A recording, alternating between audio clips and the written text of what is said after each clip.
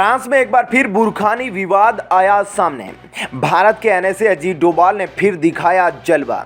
अमेरिकी राष्ट्रपति साइकिल चलाते गिरे। दोस्तों, फ्रांस में कई दिनों से एक विवाद काफी तेजी से जोर पकड़ रहा है, जिसमें महिलाओं को बुरखानी पहनने के लिए मना किया गया था। लेकिन यहां पर स्विमिंग पूल में महिलाओं को बुरखानी पहनने के लिए अनुमति दी गई थी। लेकिन बाद में जब यह फैसला अदालत तक पहुंचा तो इस फैसले को रद्द कर दिया गया था और इसको अब सुप्रीम कोर्ट तक ले जाया गया है, जिस पर सुप्रीम कोर्ट की तरफ से कभी भी फैसला सुनाया जा सकता है। बहुत लोगों को बुरखानी का मतलब नहीं समझ में आ रहा होगा। बुरखानी वह होता है जो स्विमिंग के दौरान पहना जाता है। यह भी स्विमिंग सूट की तरह ही होता है, पर यह सूट पूरा ऊपर से लेकर नीचे तक ढका रहता है, जिसकी वजह से इसको काफ़ी अलग माना जाता है। और यह स्विमिंग सूट दुनिया के सभी स्विमिंग सूट से काफ़ी अलग होता है। इसको लेकर ऑफिशियल तरीके से छूट दी गई थी। इस पर 10 साल पहले से ही विवाद चल रहा था, लेकिन ऑफिशियल रूप से इसे अनुमति मिल गई थी।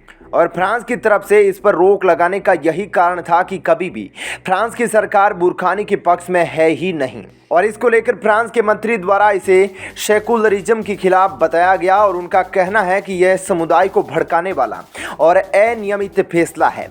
इसको लेकर यह भी कहा गया कि यह जो प्रतिबंध लगाया गया है, ये फ्रांस के कानून को देखते हुए लगाया गया है। इसको लेकर आपको क्या लगता है? क्या सरकार वहां की सही कर रही है या फिर नहीं? आप अपनी राय हमें नीचे कमेंट बॉक्स में लिखकर बता सकते हैं।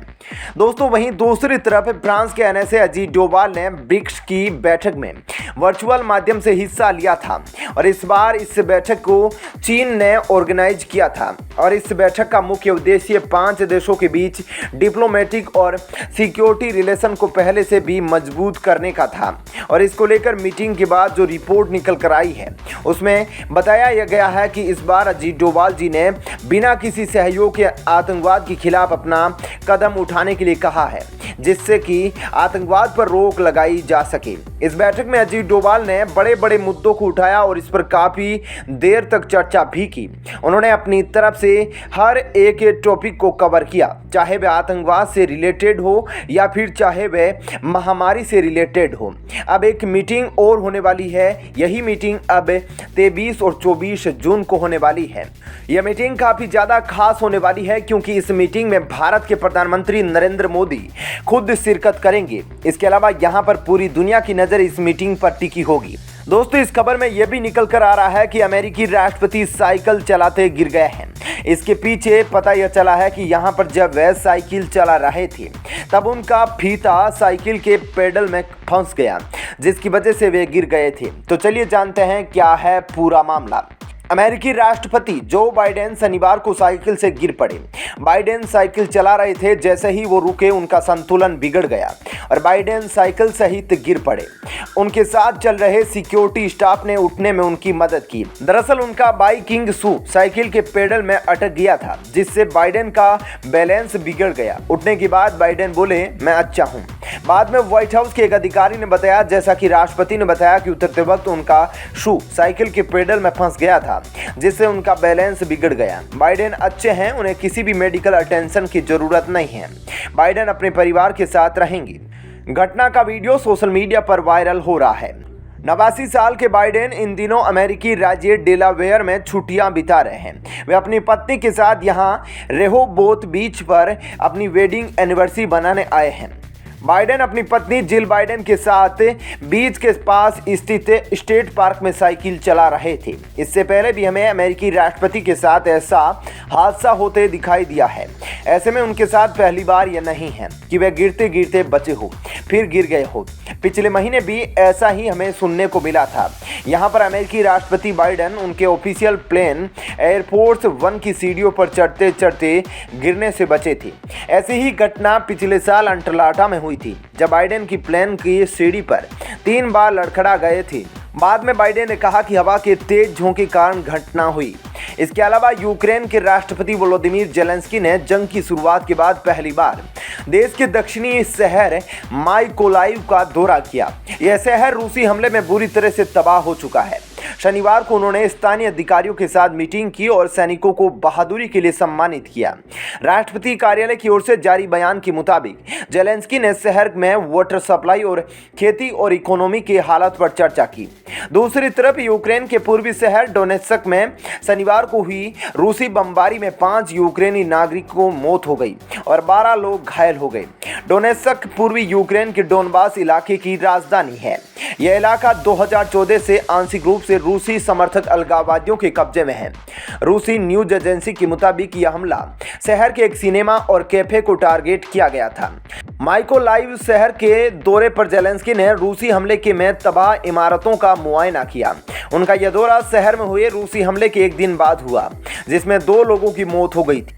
24 फरवरी को हुए रूसी मिलिट्री ऑपरेशन की शुरुआत से ही माइकोलाइव पर लगातार हमले हो रहे हैं। माइकोलाइव दक्षिणी यूक्रेन में रूसी हमले रोकता आ रहा है क्योंकि यह ओडेसा शहर के रणनीतिक तौर पर अहम ब्लैक सी पोर्ट के रास्ते में मौजूद है। यह शहर खेरसोन के उत्तर पश्चिम में करीब 100 किलोमीटर दूर है। यूक्रेन के लुहांस्क के गवर्नर ने रविवार को बताया कि रूस पूर्वी यूक्रेन शेवरोडोनेत्स्क पर पूरे कब्जे के लिए जंग के दूसरे इलाकों से बड़ी संख्या में रिजर्व सैनिकों को भेज रहा है। लुहांस्क के क्षेत्रीय गवर्नर शेरही गदाई ने नेशनल टेलीविजन पर कहा कि अगले 1 या 2 दिनों में रूस यहां पूरी क्षमता झोंक देगा। बता दें कि रूसी सेना पहले भी इस शहर के अधिकतर हिस्सों पर कब्जा कर चुकी है। अब वे पूरे शहर को नियंत्रण हासिल करना चाहती है। वहीं दूसरी तरफ श्रीलंका इन दिनों अपनी आज़ादी के बाद सबसे खराब आर्थिक संकट से गुजर रहा है। ऐसे में ईंधन की समस्या के चलते सरकार ने अगले हफ्ते से दफ्तर और स्कूलों को बंद करने की घोषणा की है। सरकारी कर्मचारी सोमवार से कार्यालयों में नहीं आएंगे। सरकार ने यह फैसला ईंधन की गंभीर कमी के चलते लिया है। श्रीलंका की शिक्षा मंत्रालय ने घोषणा की कि कोलंबो शहर के सभी सरकारी और सरकार द्वारा मान्यता प्राप्त निजी स्कूल अगले सप्ताह से बंद रहेंगे और शिक्षक ऑनलाइन पढ़ाएंगे। इसके अलावा खाद्य संकट कम करने के लिए कृषि क्षेत्र में संलग्न हो सरकारी अधिकारियों को अगले 3 महीनों तक 1 हफ्ते छुट्टी देने की मंजूरी दी है। लोक प्रशासन और गृह मंत्रालय की ओर से जारी एक सर्कुलर में कहा गया है कि स्वास्थ्य क्षेत्र में कार्यरत लोग ऑफिस जाकर काम करते रहेंगे। इसके अलावा नॉन इमरजेंसी सर्विसेज से जुड़े कर्मचारियों के लिए लंबी छुट्टियों की घोषणा की जा रही है। मौजूदा ईंधन स्टॉक तेजी से घटने के कारण श्रीलंका पर आयात के लिए विदेशी मुद्रा हासिल करने का गहरा दबाव है। इसका असर अर्थव्यवस्था पर साफ नजर आ रहा है। नतीजन देश भर में फिलिंग स्टेशनों के बाहर विरोध प्रदर्शन हो रहे हैं। लोग ईंधन के लिए लंबी लंबी कतारों में खड़े होकर अपने नंबर का इंतजार कर रहे हैं। श्रीलंका पिछले कई महीनों से एक दिन में 13 घंटों तक बिजली कटौती का सामना कर रहा है। शुक्रवार को श्रीलंका के प्रधानमंत्री रानिल विक्रमसिंघे ने कहा कि देश की 2 करोड़ 20 लाख आबादी में से लगभग 50 लाख लोग भोजन की कमी से सीधे प्रभावित हो सकते हैं। श्रीलंका का कुल विदेशी कर्ज $51 अरब है।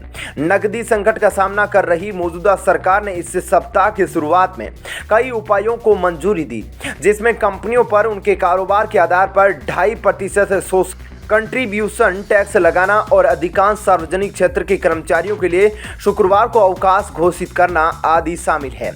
दोस्तों, श्रीलंका जिस तरीके से अपने आर्थिक स्थिति के सबसे बुरे दौर से गुजर रहा है, उसको देखते हुए आप क्या कहना चाहेंगे? यहाँ पर श्रीलंका अपने आप को संभाल पाएगा या फिर वह बर्बाद हो जाएगा? आप अपनी राय हमें नीचे कमेंट बॉक्स में लिखकर बता सकते हैं। जय हिंद।